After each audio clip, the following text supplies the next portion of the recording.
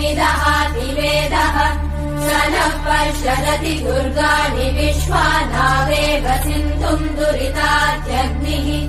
तामग्निवर्णाम् तपसा ज्वलन्तीम् भैरोचनीम् कर्मफलेषु जुष्टाम् दुर्गाम् देवीगुम् शरणमहम् प्रपद्ये सुतरसि तरसे नमः